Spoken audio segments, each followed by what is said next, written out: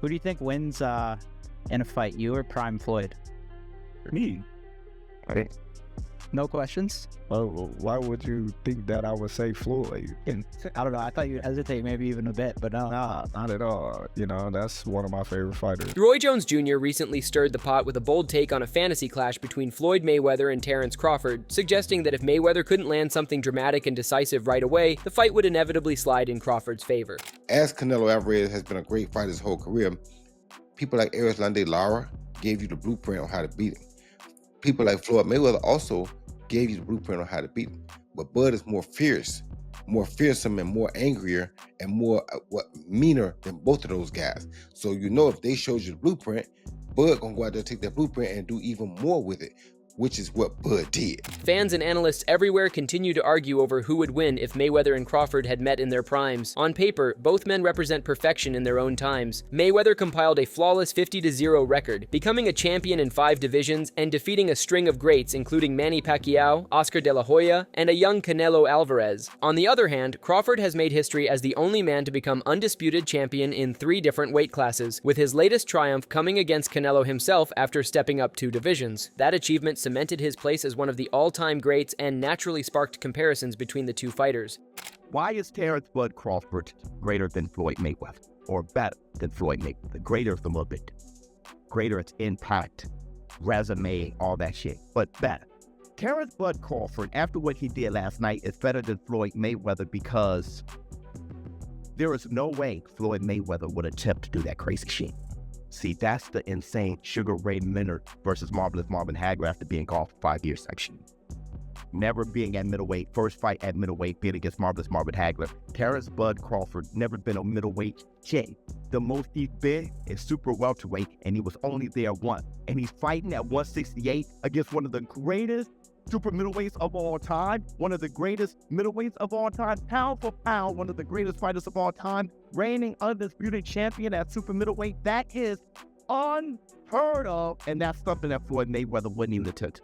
What keeps this discussion alive isn't only Crawford's victory over Canelo, but also what Canelo himself said in the aftermath. After the 12-round defeat, Canelo admitted that Crawford was the superior fighter compared to Mayweather. Coming from the only man who shared the ring with both of them, that comment carried weight. He experienced Mayweather when he was still an up-and-coming 23-year-old, and then faced Crawford after years of battles had taken their toll. From his perspective, Crawford was sharper, stronger, and more dominant. I think Crawford is way better than Floyd Mayweather.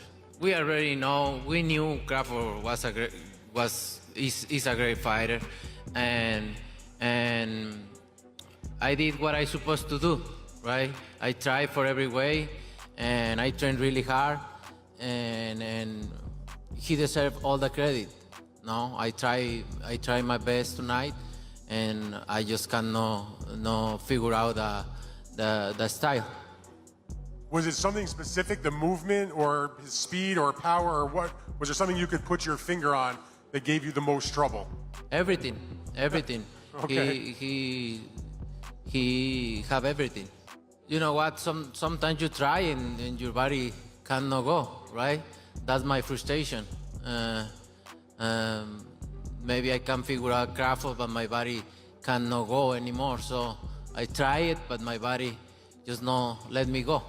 And you need to accept it. That's it. He's a great fighter. He's a good fighter. He know how to move and everything. But others disagree with Canelo's take. Oscar De La Hoya, another fighter who knows Mayweather's skill firsthand, had no hesitation in siding with his former opponent. De La Hoya argued that Mayweather's technical abilities, defense, and timing put him a level above Crawford, reminding people that when Mayweather faced Canelo years ago, the Mexican star barely touched him.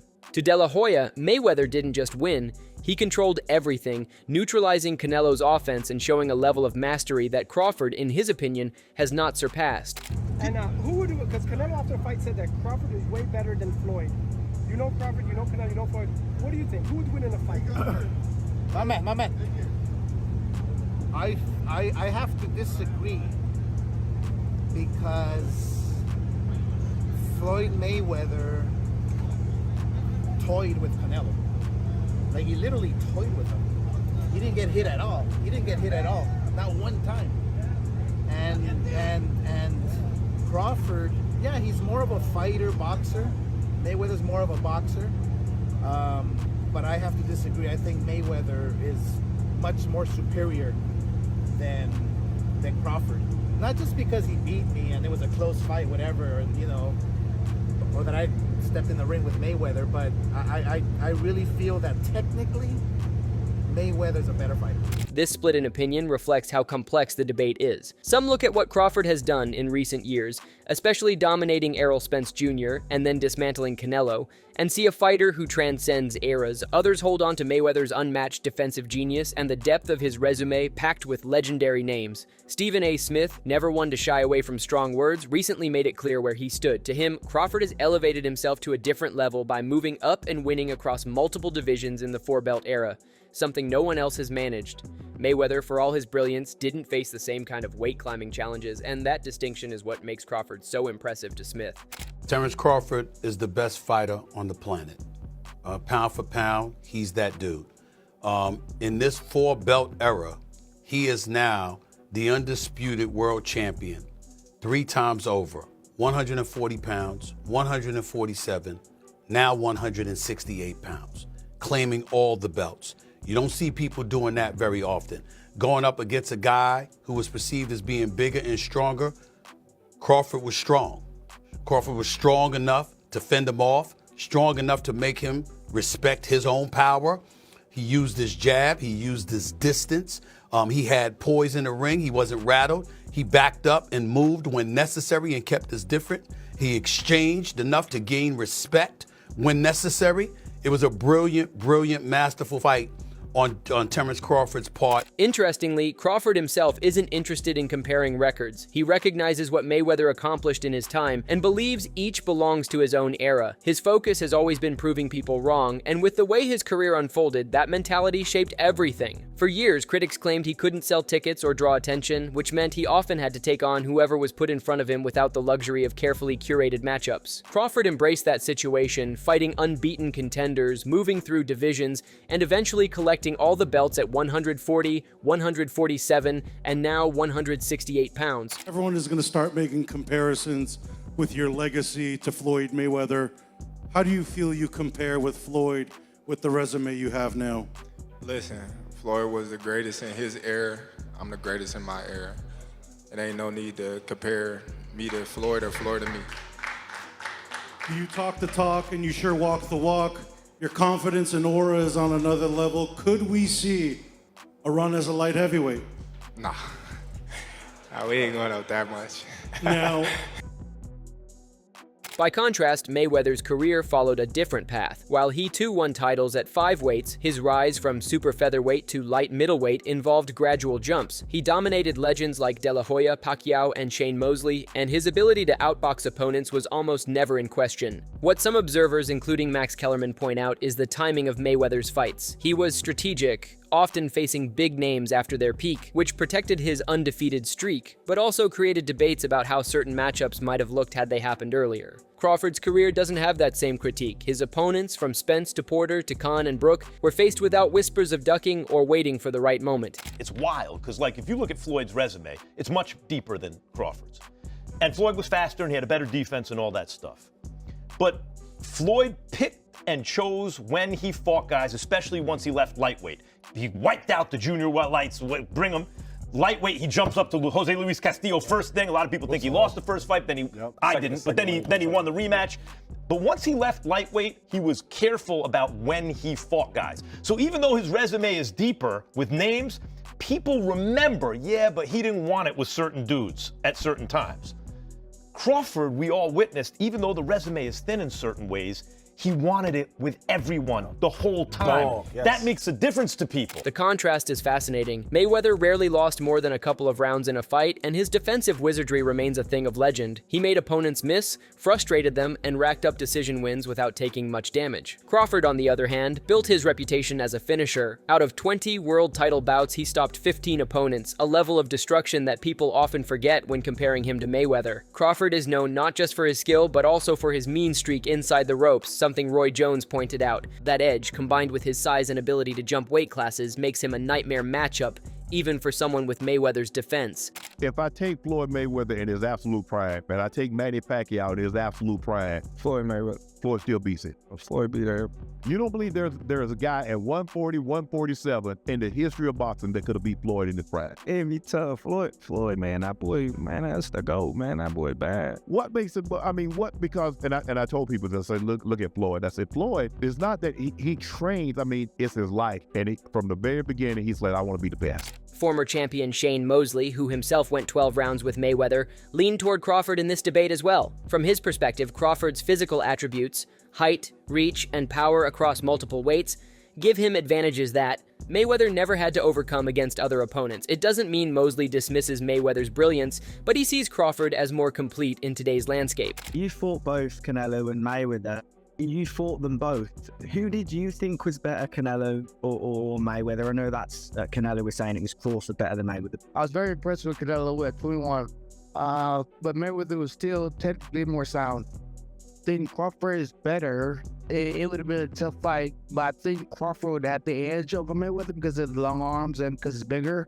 But Mayweather is definitely technician. I mean, like Crawford said, you know, Mayweather has his era, and Crawford, this is his era.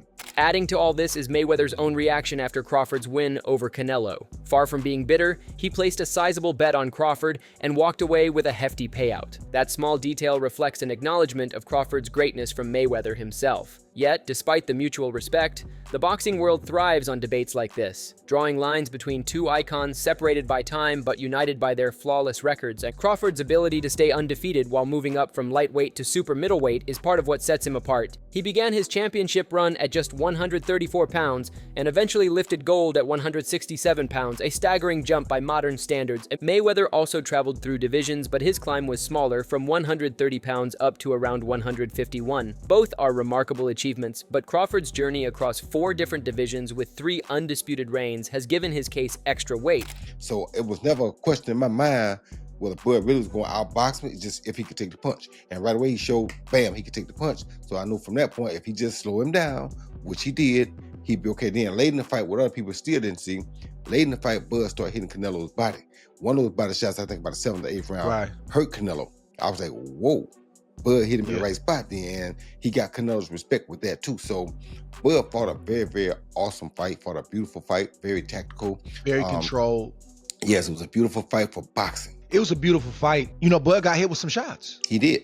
He did. He got hit with some single shots going out. You know, he's going out, and you know Canelo, if he has you trapped in the corner or along the ropes, it's typically 1 to 2 big shots. You know that if you've watched him. Yep. So you could tell Crawford, as he was going out, he knew the one shot was coming, and several times it landed. He even got hit with a 2-piece. I don't remember what round it was, uppercut right hand that Crawford took well. So when you started seeing him absorb the shots, if you're Team Crawford, you don't want him to take that shot. But if you started seeing that, now you know that, okay. And I think that's what gave Crawford the green light to stay there a little bit long. Of course, Mayweather's resume remains unmatched in terms of names. He defeated a string of champions from Arturo Gatti to Ricky Hatton, Juan Manuel Marquez, Diego Corrales, and Miguel Cotto, among others. His resume is deeper and filled with box office attractions that defined eras. Crawford, though, has had a different list of conquests, one filled with fighters like Spence, Porter, Khan, Brook, Gamboa, and others who were highly regarded but not always the sport's biggest pay-per-view draws. The criticism that he lacked marquee opponents has now faded with his win over Canelo, erasing the narrative that he didn't fight somebody. Crawford's a better fighter than Mayweather. Do you agree with that? No, I don't. But I think Crawford's a phenomenal fighter. The thing is with Crawford, and I was kind of goading him on this, and it's not his fault. His resume's not that impressive. Like I said to him, tell me your best win ever. This is what I said to him. And you know what he said? Ricky Burns. Right? Now, Ricky Burns is a great fighter. He's my guy. He's a 3-division world champion. But you can't say that he is, you know, like one of the greats. He's one of the greats of Scottish boxing. But if you're talking about one of the greatest pound-for-pound fighters of all time, it's not Terrence's fault that he hasn't been able to get those fights. But a lot of the guys that he's fought have been done. You know, even arguably Ricky Burns at the time. You know, I know he went on to win other world championships, but he was kind of on the slide at that time. Kell Brook, Amir Khan, you know, Gamboa. You know, all of these guys. Who else did he beat? Ndongo. Like Errol Spence, another example. Terrence is brilliant, but he's never actually really had many notable victories. The legacy question is what makes this comparison so fascinating. Mayweather closed his official career with the crossover fight against Conor McGregor, a spectacle that generated absurd money but offered little in terms of sporting credibility. Crawford, still active, now sits in a position where similar spectacle fights could await him, but his resume is already filled with career-defining victories that nobody can dispute. For fans, the fantasy matchup remains an endless source of speculation. Would Mayweather's defense and counterpunching nullify Crawford's aggression and finishing ability? Or would Crawford's size, hunger, and relentlessness wear down even the sharpest defensive genius? At the end of the day, both fighters represent perfection in their own timelines. Crawford himself says there's no need to pit them against each other. Mayweather was the standard of his generation, and now Crawford carries that mantle. The debate, though, is part of what makes boxing so captivating. Each fighter's career choices, victories, and style tell a story that fans will continue to pick apart for years.